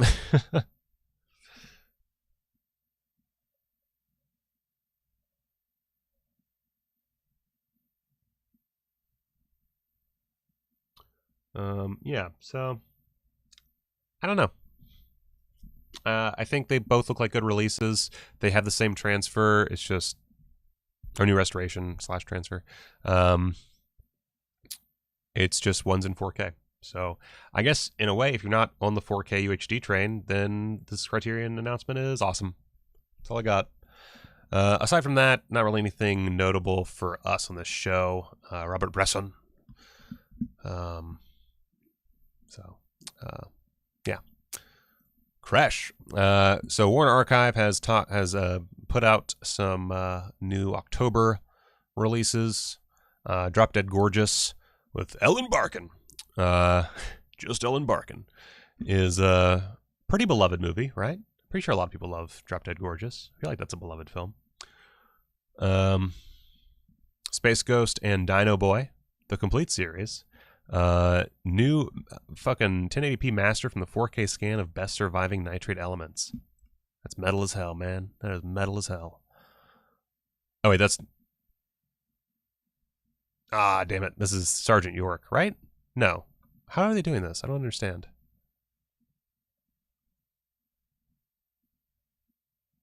Such an odd way to... Wait, I can tell by just looking at this. Okay, so that's right. Okay, so yeah, Nitrate Elements. Sergeant York. Ooh, Reversal of Fortune is a really good film. Jeremy Irons fucking slays in that. What was the other one? I feel like there was another thing. Black Lightning. Okay, so that's actually it. So a few new releases from Warner. Mondo Macabro, coming to Blu-ray this fall. Jorge Graus. Euro horror classic. Pre-orders start Thursday, October 29th at Mondo Macabro. Okay, guys, if you have a website that doesn't work, or wait, actually, I think she just fucked it up, or he, they, whoever, Monode, that's why it didn't work. They posted the wrong fucking link. Part of the Halloween sale, and then also Queens of Evil and a secret third limited edition title will go up at the same time. More info, TBA. I really love Mondo Macabro. I wish I had more of their movies. If you have the money, this looks like a pretty good little setup. I don't know anything about these movies, but I like Mondo. So anyway, so you should note that if you haven't seen it already. Spaceballs coming to 4K UHD. I almost didn't include this, but I honestly like the idea of Spaceballs in 4K. Just tickles me pink. And so the Kino release coming soon, an HDR Dolby Vision. I kind of want to pick this up. It's real, like there's no reason to really, but I really kind of want to pick this up. Anyway, looking forward to that. Also from Kino, The Barbarians, which I did not realize was a Deodato film. I missed that somehow. But these guys are two of the worst actors to ever appear on a cinema screen, and I love them and their pecs. Also really like that art with Berryman just right there in the middle, just going like, "Hey guys." Yeah, this is a cult classic. I think this counts as a cult classic. I actually don't know what the fandom is around the Barbarians, but stars the Barbarian brothers. They suck. They're also kind of charming. Let's see, audio commentary by Troy Howarth and Nathaniel Thompson. I love hearing those guys talk. I'm in, man. December 1st from Kino Lorber and Scorpion releasing The Barbarians. Oh, and Scorpion Releasing's been doing a good job recently too. So good stuff. Boop. New stuff from Mad Max. Nothing too crazy. We speculated last time. Where is the 4K Beastmaster? What is happening with the 4K Beastmaster, actually? I don't think there's been any... I think he's still looking for the negative? Yeah? Anyway, right? There's been no news on that, right? I don't think there's been news on that. I feel like I would have heard about that. November 24th on 4K HD. So the only new news is there's going to be a new interview with director George Miller. It is a 30-minute interview with Georgie Boy. So that's pretty dope. A release that I already am planning on buying. Very excited about that. November 24th. Coming 2021, we've reached the Michael just goes through his Twitter feed portion of the show. Coming 2021, brand new 4K restoration, supervised by Viviana Garcia Besne. Santo versus the Evil Brain and Santo versus Infernal Men. They're Santo movies, and I am so happy because I own a collection of Santo on DVD, and there's no subtitles, and I don't know what's going on, and so it is useless to me because I can't tell what the fuck they're saying because I don't speak Spanish because I'm a bad American. I just love the idea of owning some Santo movies, so fucking bring it on. 2021 4K restorations. Dope. Oh, we live in the future. Buck Rogers in the 25th Century, the complete collection is coming from Kino. It's coming from Kino. This is a really fun show, and it includes the movie. So it's the complete collection of Buck Rogers. And there is some more gasp. In the 25th Century, audio commentaries for 11 selected episodes, audio commentary for the film, interview with co-star Aaron Gray, interview with actor Tom Christopher, who played Hawk, and more. So yeah, here's the art for the feature film variant.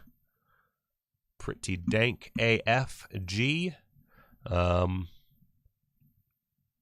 Special theatrical preview that's 9 minutes. Wow.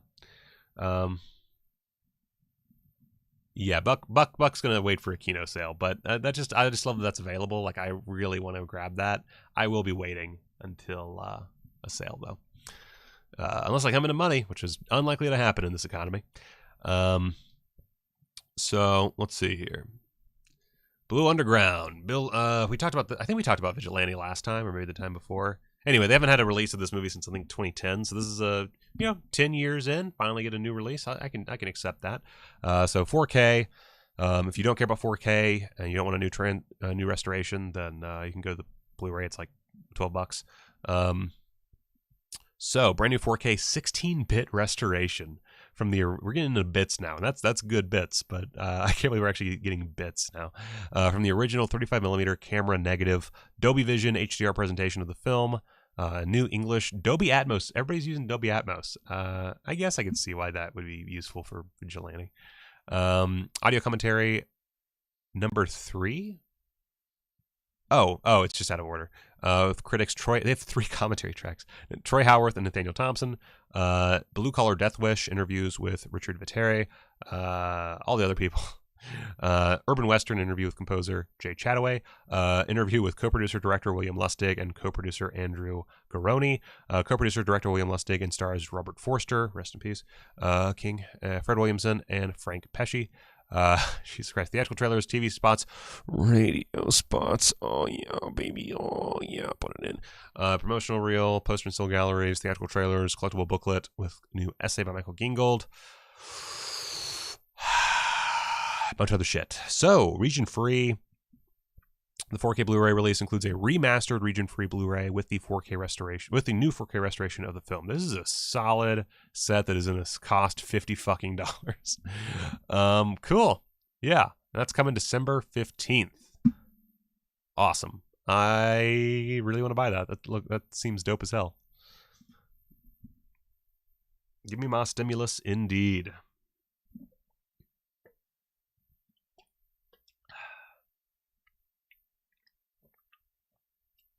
That tastes way better high. Oh, nope. Aftertaste doesn't.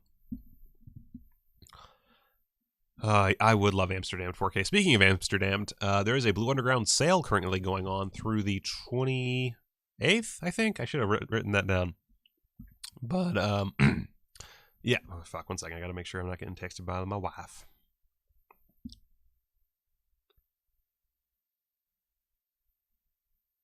Okay. She got the baby down. Not put down, just, for a nap. Nap meaning sleep. Hopefully 12 hours nap.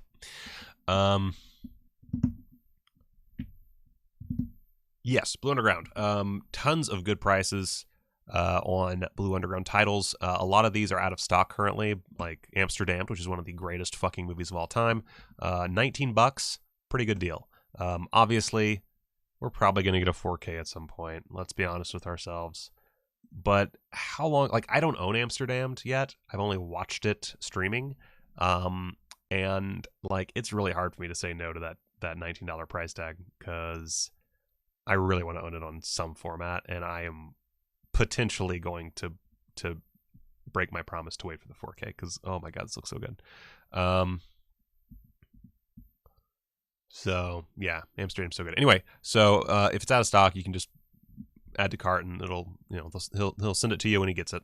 So a lot of good stuff. If I had to recommend anything, I actually really wish I could grab the Zombie 4K, because I own the Blu-ray, but I feel like a bit of an idiot double dipping on that one. Although we'll see. Let's see. Their House by the Cemetery Blu-ray is really good. Although again, 4K. Death Dream is a really solid film. I highly recommend Death Dream if you haven't seen it already. That film will fuck you up.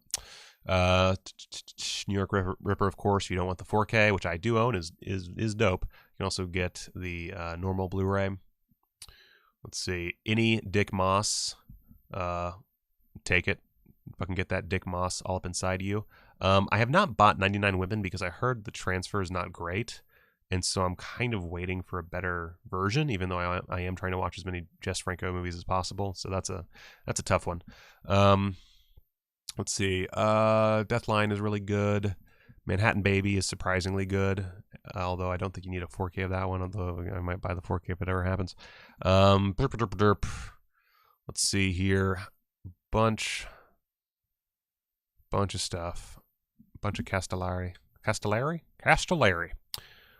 is the Castellari. God Told Me To is a masterpiece, and I would double dip on that in a heartbeat, to an extent. Shockwaves, Stage Fright, which I'm also do not own because I'm waiting for that 4K. That seems like a 4K that has to happen very soon. Let's see. I think after this it mostly just gets into... Oh, well, nope, there's some Blu-rays. Yeah, there's some good stuff in here. Inferno is, of course, really solid. Dead and Buried is a phenomenal film. A lot of fucking Mondo movies. It's all kind of fine. Yeah. So, pretty good little selection. A lot of great Fulci stuff. If you're looking to up your Fulci library, good stuff there. Just, if you're waiting for a 4K, wait for a 4K. If you're not, don't. Simple as that. But those are good prices for Blue Underground. That's really cool. Goodbye, wallet. Sorry, I gotta wallet. Sorry, I gotta let you go. Let's see. Oh, they have the Pajama Girl case. That came on Blu-ray Arrow, right? Oh, Dead and Buried. Yep. Thank you, Brian, for noting that. Dead and Buried is getting a 4K next year, so that's one where, again, if you want 4K, just wait for it. Especially Dead and Buried. That one looks sweet. Oh my god. Oh, I'm just oh. So, let's see here. Oh, yeah, and let's end with cheerful news. Let's end with the happy go fun times stuff. Is there nothing else we could talk about right now? No, we're going to end on something light. A Serbian film is Getting a new Blu-ray from Unearthed Films, exclusive to MVD. This is coming out January 19th of 2021. You can pre-order December 15th. And, yeah. If this is what you're into, go for it, man. I actually really liked a Serbian film when I watched it back in the day. This was maybe like, I don't know, a year after it came out. And I enjoyed it, and I enjoyed dark humor. If I ever get my book finished, you'll see that I can get pretty fucked up. But I don't know that I can actually watch this now. Now that I'm a dad, like, it's made watching movies a whole different experience. And on one hand, I enjoy on-screen children more. I think they're adorable. But also, when one's in danger or I see a child hurt, oh my God. I watched, for the movie challenge I did earlier this year, I watched, my brain is not working, a documentary about, I think, Afghanistan and like the constant bombings and the guys who go out and save people after bombings occur and all that. And that movie fucking wrecked me because there's so many images of children hurt and even dead, and it absolutely just I had to stop. Like I was like looking down at my phone a ton in the movie just because I didn't want to watch it. And even when I see like children get hurt in movies, like it actually has an effect on me. So, not to spoil too much, but when it comes to hurting children, this movie knocks it out of the park. If you want to see some real fucked up shit involving kids, here it is. Go for it. That being said, I do think it is a pretty good film. Matt, we're finishing up. I think this is basically it. I don't have anything else on my roster. So this will be about it, which I think we're doing pretty good on viewers. Let's see how we're doing. I don't know why I didn't just leave this up. 46 watching now. That's insane. That's incredible. Wow. You make my heart go. So yeah, Serbian film coming soon. Uncut and uncensored edition. And it's a film. It's a good, like, honestly, it's a great idea for a film. Like, if I'm just talking about, like, movies that get the job done, Serbian film gets the job done. And it's, it's a pretty good just movie. Like, if you took out two very specific moments in the film, I think you'd have still a very solid horror thriller film. It's not bad. It's just, looks like list price is $35. Seems a bit steep to me, but cool. We'll talk about that when we have more details.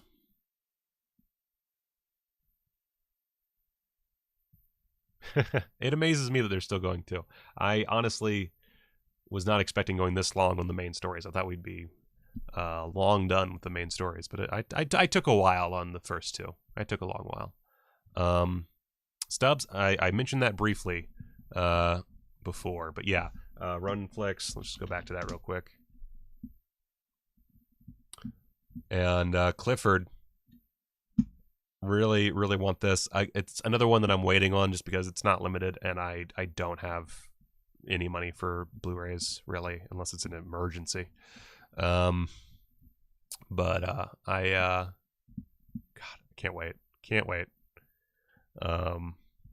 They got some good shit. I'm really excited, like, for the direction that Scorpion and Ronin flicks are going in. Yeah, I was also shocked at the production quality for Serbian film. Anyway,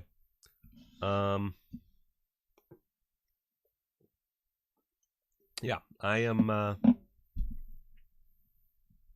starting to feel some effects is what I'm feeling. Good for you, Stubbs. Good for you. I'm glad people should buy it. If you have the money to buy it, buy Clifford. then buy Mask of the Red Death and send it to me. All right. Yeah. All right. I don't really have anything else. I don't think. I think that's about it. Oh God, where's the shit? So I'm not gonna keep y'all here. Usual stuff. There's 46 of you here, I think, last time I counted, and I do not have 46 patrons. So if you're not a patron yet, if you're not a patron on Patreon yet, hop into my DMs, yo. And by DMs, I mean give me money monthly. We have a lot of fun on the Discord channel, and of course, I just started doing my newsletter, and we're going to be doing more like watch-alongs and stuff. I'm planning for a lot of interactive material. I'm kind of thinking we're going to go way more interactive in the future. Partly because I put out so many videos that it's really hard to keep up with 2 places to put videos. Anyway, become a patron, please, and thank you. If you would like to donate to my donation bar, link is down below. And I love earning money towards a really dumb thing. And then follow me on Twitter @MichaelKeene, on Instagram @MBKeene, on Facebook. If you use these sites, I'm borderline at this point, but join. Yes, Patreon, Discord is dope. Join the Michael Keene World Order. Become part of the Keene cult. I appreciate it. But if you don't have money, that's cool too. Just, please like and share my videos. Send them out into the world. Be like, yeah, and you know what? Like, if you post on Twitter, please tag me @MichaelKeene. Tag me, and I'll retweet. I love attention, man. I'm a narcissist, born and bred. I'm look at me. I'm white. I love myself. I'm great. I'm the best. Period. Ever. Anyway, yeah, I appreciate everybody. I just shared burnt s'mores. Like, guys, it's like living with God. My Patreon, it's literally like living with God. But yeah, just keep spreading my videos around. Let people know about me. That's the big thing. I just need more subscribers, because here's the thing: if I can get to a point where this is self-sustaining and I don't need to take on another job once I can actually get work, because fucking bullshit pandemic. God damn it. Not bullshit pandemic. Bullshit isn't. It sucks. Wear a mask. God damn it. Motherfuckers. If I can make this self-sustaining, which would not take a lot, I actually don't need that much money. Like, I'm a pretty cheap date. So if I can just get to a certain number of subscribers, a certain number of views, a certain number of patrons, then I'll put out videos every fucking day. Like, I'm not shitting you. I will make this a video a day, sometimes 2 kind of channel. I fucking will do it. And they'll get fucking weird too. Because the more people subscribe, the more I'm like, I guess my behavior's okay and not meant for a mental institution. So yeah, I appreciate all the support, whether it's just getting more people to see the channel, giving to me directly through Patreon, or through the weird charity thing that I'm not sure is going to work, but we'll see. I love doing this. I love interacting with you guys. I've met a lot of really cool people. I've gotten some weird shit. I want to actually, to kind of sign off, I want to show you a spoiler for tomorrow's video. Tomorrow I'm doing a unboxing video, which I've already recorded, of course. So I'm not going to reveal who sent it or anything else, but this is your little spoiler for tomorrow's video. I didn't make this. So, and that's not even the craziest part. Tomorrow's video is fun. But anyway, I would love to work more for you, to give you entertainment and shit. Let me know in the comments. Let me know what else you'd like to see from me. Let me know what I'm doing good, what I'm doing bad. I'm always trying to do better. I'm always trying to make this more interesting, more entertaining. And I'm always trying to suck less at what I do. So please let me know what's on your mind in the comments. I love me some comments. They give me rock hard. And also, all comments help. So all comments and all likes help a lot on YouTube. And I really need YouTube to work for me. So always like if you like it, and always leave a comment also if you like it.